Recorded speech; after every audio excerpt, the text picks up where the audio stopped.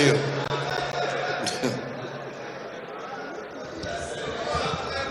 Honorable.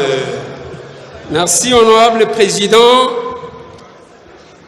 Je serai bilingue, honorable président. C'est-à-dire? Honorable président, honorable membre du bureau, estimés collègues.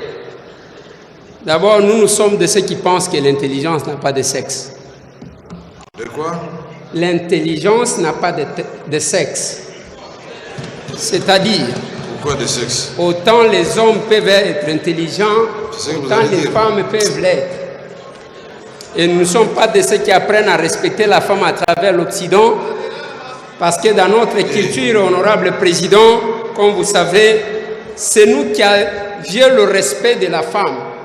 Les Kimpanvita, c'est chez nous, les Fumukento, c'est chez nous, c'est les Balouba, on a appelé Mukalenga Mukaji, Mouabana, et Akabinda, on a appelé Ndalamoum. Cela veut dire que nous ne voyons pas la première ministre comme femme, mais nous voyons la première ministre comme homme. Personne capable de marquer l'histoire.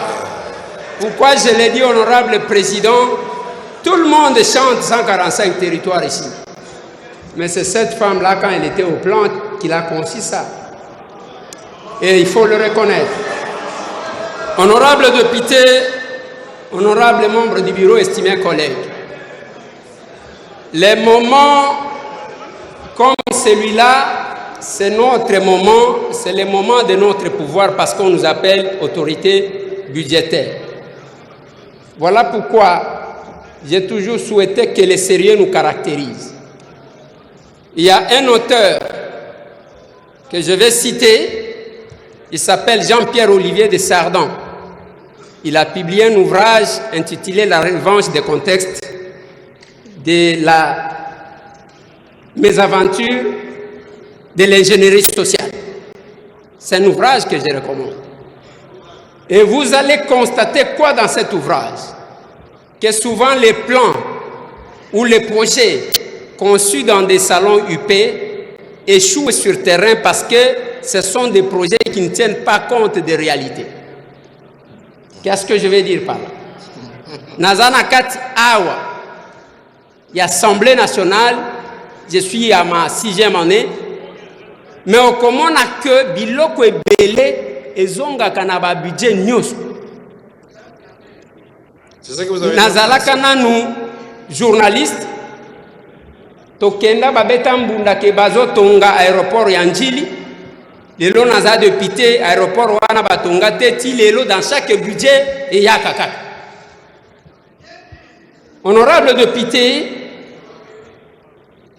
honorable membre du bureau, estimés collègues, ceux qui n'ont pas li sayango eza pamba te parce que bokomo na babiloko ezonga kazonga.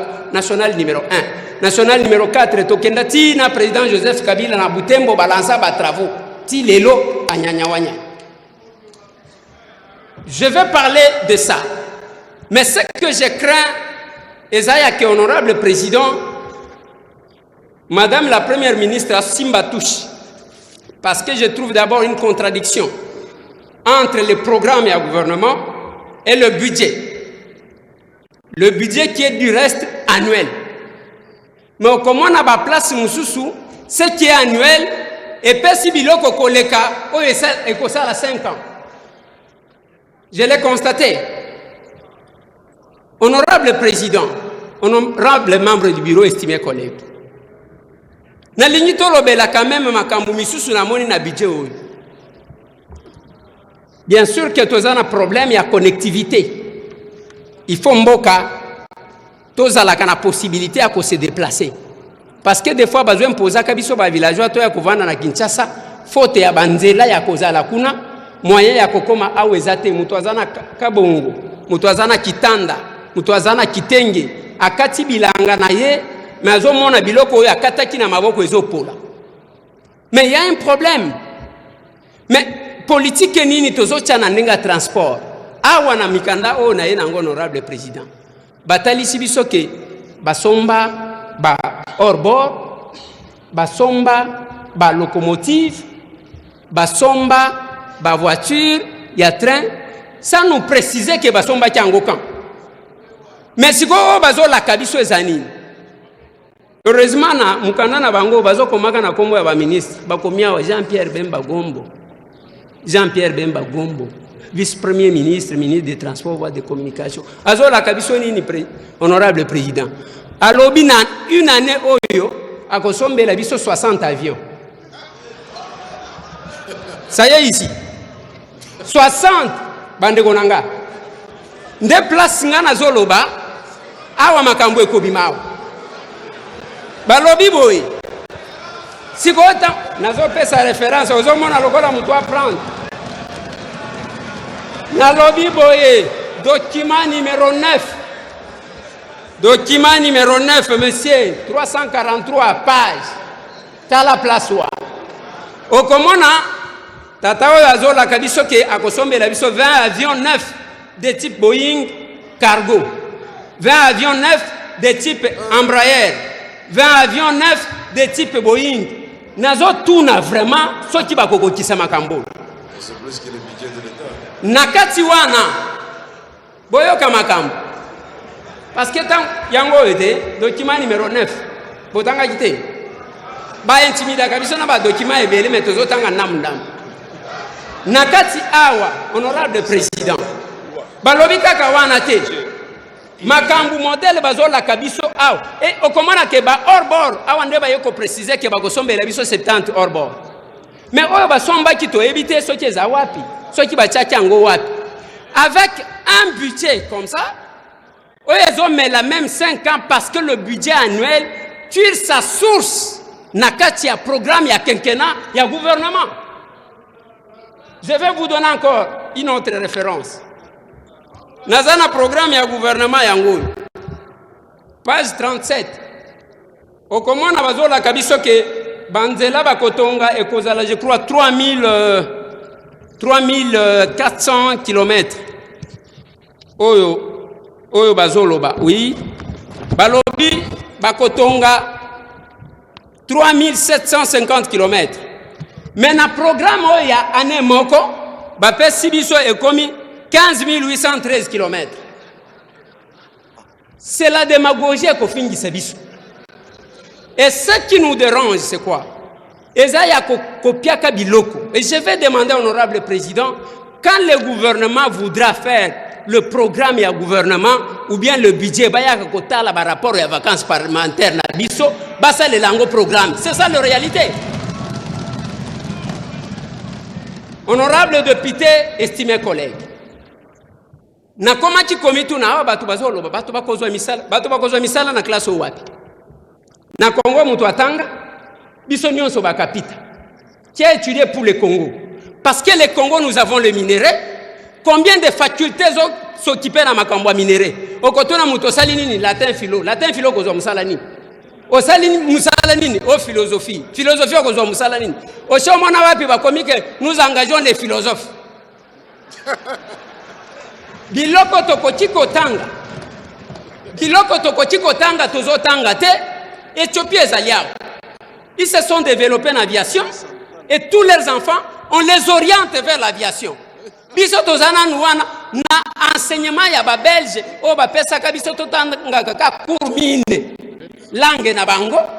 Jacques Amri a écrit pour dire ceci. Pourquoi parlerai-je une langue où est né le maître? Toza la ka fier na miloko na biso. Balobi yang ndambu ya mathématique, ndambu balobaka ya histoire yango wana bakotangisa biso ya zaya nini. Moi j'attendais que dans ces programmes du gouvernement bayebisa biso ke bako adapter système éducatif balongola biso na colonisation bakotisa biso na réalité ya mboka na biso. Ce n'est que ça qui va développer notre pays.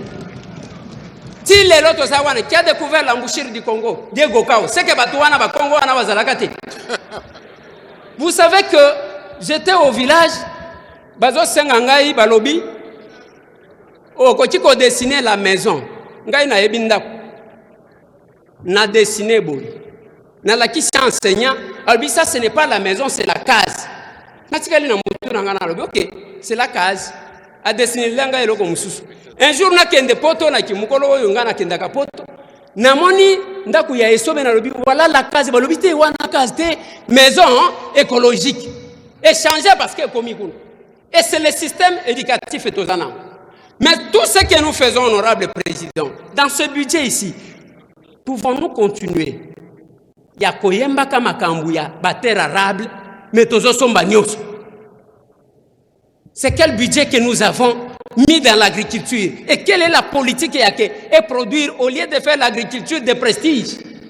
Oyo politicien moko akena bilanga na ya kangi photo atie kuna biloko ngo wana ye moko alia kati. C'est ça. Deuxième élément, honorable président. Notre honorable Inagosi Alobia, chef de l'État Lobeli Makambu, il y a parquet fiscal, financier plutôt. Na troisième conseil de ministre. Mais ça pour lutter contre la corruption, na détournement. Et le Kowana Toche Yango Awate. Tozo Zela Toyela Nango na réduction des comptes ou bien Tosala Ndengeni. Yanni Balé, honorable président. Nous pointons notre doigt accusateur, l'appareil judiciaire. Mais honorable président, nous sommes dans un pays où on impose à Batunioso, même si nous avons un enseignement de la politique parce que nous avons besoin de foutre. Honorable président, les doigts accusateurs que nous pointons à la magistrat, c'est malam. Mais total a quand même condition à Bango. Total a même un budget. Quelle enveloppe est aussi pour Nabango? Les gens ne bénéficient que des ordonnances présidentielles. Qui il faut pas tomber là? Il faut y avoir somba. Mutu so kozwa climatisation yanda kuna ye ayeko chawana. Mutu wana kosombe la ye kiti. Tango kozwa problème ata yomo. Akokate la ye likambuka normal akoroba tenga na za très correct, non? Ata nzambe asale la kentere. Oui. Abelisa kabiso parce que toyembe la kaye. Honorable président. Bana yogana nungamala. Pardon? Papa bakoko ba mama na bana bazula tabiso. Yo mtu anda ko prêcher que phototangisa. Mais sur le but que nzambe asala kentere. Mais tu détruis tous les fondements des. Je vais expliquer. Non, tu n'as rien à expliquer. Comment tu peux dire que Dieu agit par intérêt? Il faut retirer ça, mon frère, et on reste dans le budget. Président, vous avez débordé, vous restez. Restons dans le budget. Merci, honorable président. Honorable président, je vais parler pour le secteur sanitaire. Pour conclure, vous êtes intéressant, mais le temps, malheureusement, fait l'effort. On se salue 25 minutes. Pardon, Malobano a tellement élingué qu'il va monter au salut 25 minutes. merci. Honorable président, Nalingina Lobela Makambu, il y a secteur sanitaire. Tibo est aux 64 ans, il y a indépendance. Tozana ba médecin à travers le monde. Mais système sanitaire na biso. Même bao bazo travailler, bazana goûter ya kosala musalawa. Et vous allez constater que je l'ai dit ici. Tozana hôpital, mon côté, il y a biso, il y a l'État, et côté qu'on soit peuple en charge, qu'on soit biso en charge. Parce qu'il ne faut pas, si la culture, on a dit, oh, biso to ligni, qu'on y a tête, on y a sa peuple, c'est la normalité. Autant aux autres, qu'on est dans l'hôpital, on a pas niwa, autant, boya que peuple, on a que la kakunate. Nous sommes dans le système d'évacuation. Retenez, chers collègues, Nasser Oy, les chefs de l'État nous disaient ceci. Honorables députés et sénateurs, vous avez un rôle à jouer pour aider à corriger les excès du passé. Le secteur nous sommes un enseignement, au commun à Mwalimu, enseignants ont souffrir. Mais ministre, wana bache ya libumu, oye libumu ndenge nini na mbongo nini. Et les gens sont en train de mentir. On a salé la mbongo nanga. Kala nyonso oteka ya mawapi. Mbongo na yote. Jusqu'à aujourd'hui, même batu oyo bazo corriger babiloko etc. Au komona pona bafuta bango, il faut batu basa la marche. J'ai vu une vidéo qui m'a scandalisé. Les enseignants qui se bousculent. Honorable président. Avec moi que vous n'êtes plus dans le budget. Pardon? Là, vous n'êtes plus dans le budget. Je suis dans le budget. Donc, maintenant, vous devez conclure. Je connais ce budget tout comme vous. Vous avez fait des contributions importantes, mais par excès d'intervention, vous risquez de faire oublier toutes les bonnes choses que vous avez dites avant aux gens. Et je vais vous les rappeler si vous voulez. Alors maintenant, vous avez 30 secondes pour conclure. Merci, honorable président, de m'avoir rappelé c'est pourquoi nous vous aimons, honorable président. Honorable président, honorable membre du bureau. Nalingina kota na hymne na biso.